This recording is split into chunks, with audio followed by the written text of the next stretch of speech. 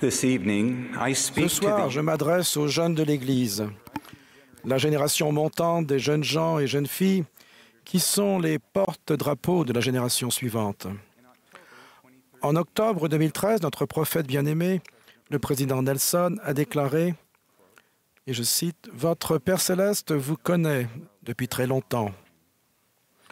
Vous, son fils ou sa fille, avez été choisi par lui pour venir sur Terre à ce moment précis, pour être des dirigeants dans sa grande œuvre sur la Terre. »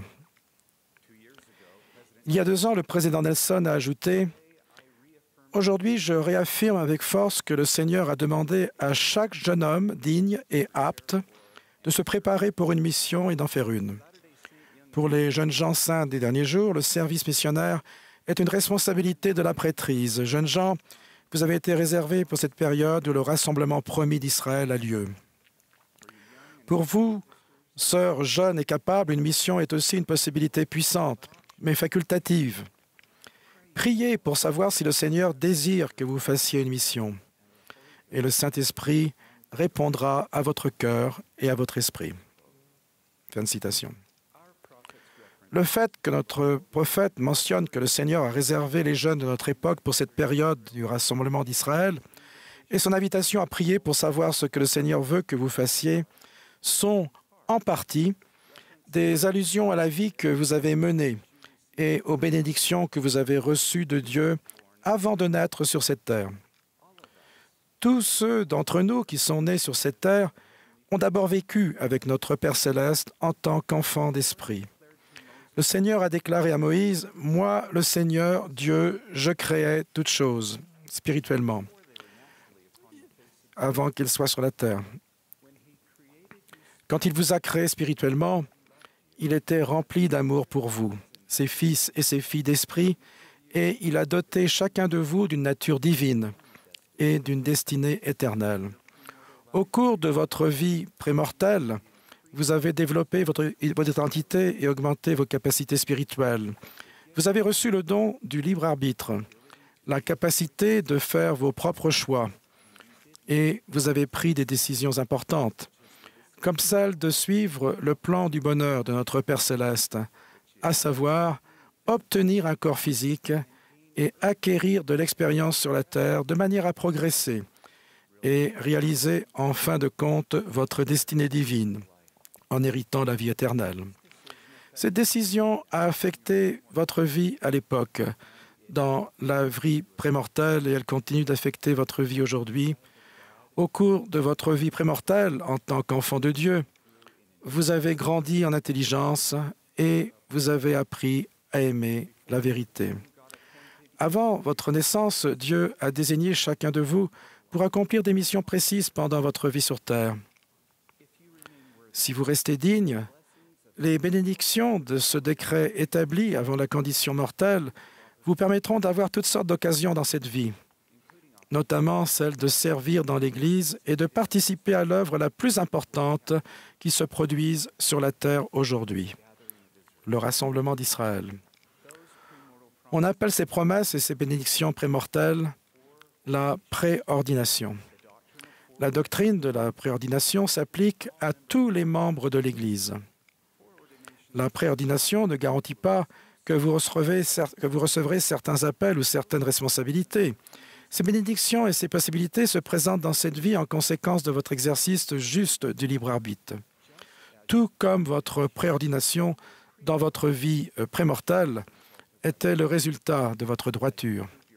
En vous montrant digne et en progressant sur le chemin des alliances, vous aurez des occasions de servir dans votre classe des jeunes filles ou dans votre collège de la prêtrise. Vous aurez la bénédiction de servir dans le temple, d'être un frère ou une sœur de service pastoral et de faire une mission en tant que disciple de Jésus-Christ. Pourquoi est-il important de chercher à connaître et à comprendre ce à quoi vous avez été préordonné? À une époque où les questions abondent, où tant de gens cherchent à connaître leur véritable identité, le fait de savoir que Dieu connaît chacun de nous individuellement et nous, avant que nous venions sur cette terre, nous ait donné les caractéristiques essentielles de l'identité et de la raison d'être prémortel, mortel et éternel, apporte une douce paix et une douce assurance à notre esprit et à notre cœur. Pour savoir qui vous êtes, vous devez d'abord comprendre les bénédictions préordonnées de Dieu qui vous ont été accordées avant votre naissance sur cette terre. Notre Père céleste désire vous révéler votre préordination personnelle, et il le fera si vous cherchez à connaître et suivre sa volonté. J'aime lire les publications du président Nelson sur Instagram. L'une de mes préférées est celle du 20 juillet 2022. Il a écrit « Je crois que si le Seigneur vous parlait directement ce soir, la première chose qui s'assurerait que vous compreniez est votre véritable identité. Mes chers amis, vous êtes littéralement des enfants d'esprit de Dieu. Ne vous méprenez pas, votre potentiel est divin. Si vous cherchez diligemment, Dieu vous donnera un aperçu de ce que vous pouvez devenir. Puis-je vous raconter comment mon Père terrestre m'a appris à découvrir mon identité et le plan de Dieu dans ma vie? Un samedi matin, alors que j'avais 13 ans, je tondais le gazon dans le cadre de mes tâches hebdomadaires. Quand j'ai terminé, j'ai entendu la porte se refermer à l'arrière de notre maison. J'ai regardé et j'ai vu mon père qui m'appelait à le rejoindre. J'ai marché jusqu'au porche, donnant sur le jardin, et il m'a invité à m'asseoir avec lui sur les marches. C'était une belle matinée. Je me souviens encore de lui assis si près de moi que nos épaules se touchaient. Il a commencé par me dire qu'il m'aimait. Il m'a demandé quels étaient mes buts dans la vie. J'ai pensé, eh bien, c'est facile. J'étais sûr de deux choses. Je voulais être plus grand et je voulais aller camper plus souvent. Je n'étais pas quelqu'un de compliqué. Il a souri, a marqué une brève pause et a dit « Steve, j'aimerais te dire quelque chose qui est très important pour moi. J'ai prié pour que notre Père céleste imprime de manière indélébile dans ton esprit et dans ton âme ce que je vais te dire maintenant afin que tu ne l'oublies pas. » À ce moment-là, mon père avait toute mon attention.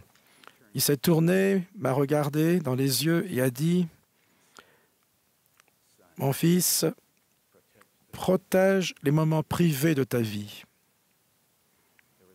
Il y a eu une longue pause pendant qu'il laissait le sens de ses paroles s'ancrer profondément dans mon cœur. Puis il ajoutait, « Tu sais, ces moments où tu es tout seul et où personne d'autre ne sait ce que tu fais. Les moments où tu penses, ce que je fais maintenant n'affecte personne d'autre que moi. »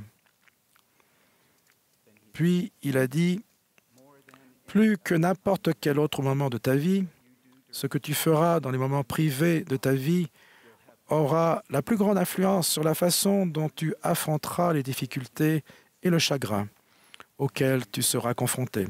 Et plus que n'importe quel autre moment de ta vie, ce que tu feras pendant les moments privés de ta vie aura également une grande influence sur la façon dont tu géreras le succès et la joie que tu connaîtras. » Le souhait de mon père a été exaucé.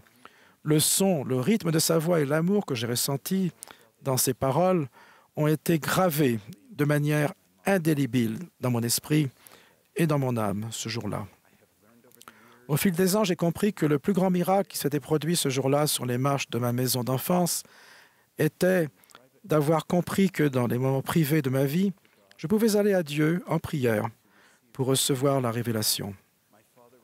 Mon père m'avait enseigné comment connaître les bénédictions préordonnées de Dieu. Dans ces moments privés, j'ai appris que le livre de Mormon est la parole de Dieu.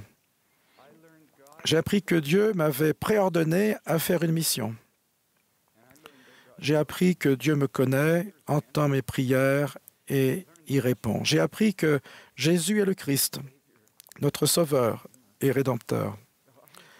Bien que j'ai commis de nombreuses erreurs depuis ce jour mémorable avec mon Père, mes efforts pour protéger les moments privés de ma vie ont constitué une ancre au milieu des tempêtes de l'existence et m'ont permis de chercher un refuge sûr et les bénédictions de guérison et de fortification qui proviennent de l'amour et du sacrifice expiatoire de notre Sauveur. Mes jeunes frères et sœurs, si vous protégez les moments privés de votre vie en ayant des divertissements sains, en écoutant de la musique édifiante, en lisant les Écritures, en priant régulièrement et sincèrement et en faisant des efforts pour recevoir et méditer votre bénédiction patriarcale, vous recevrez la révélation.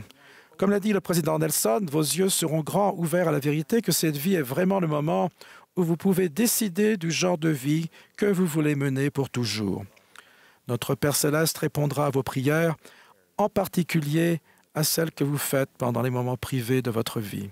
Il vous révélera les dons et talents que vous avez reçus par préordination et vous ressentirez son amour vous envelopper si vous demandez sincèrement et désirez vraiment les connaître. Si vous protégez les moments privés de votre vie, votre participation aux ordonnances et aux alliances de l'Évangile sera plus enrichissante. Vous vous lierez plus complètement à Dieu dans les alliances que vous contractez avec lui. Il vous édifiera et vous aurez plus d'espérance, de foi et d'assurance dans les promesses qu'il vous a faites. Voulez-vous connaître le plan de Dieu pour vous? Je témoigne que Dieu veut que vous le connaissiez. Il a inspiré son prophète pour le monde à inviter chacun de nous à prier et à vivre nous-mêmes cette expérience qui nous ouvrira les yeux. Je rends témoignage de la réalité et du pouvoir du sacrifice expiatoire de notre Sauveur qui nous permet de vivre à la hauteur de toutes les bénédictions préordonnées de Dieu. Au nom de Jésus-Christ. Amen.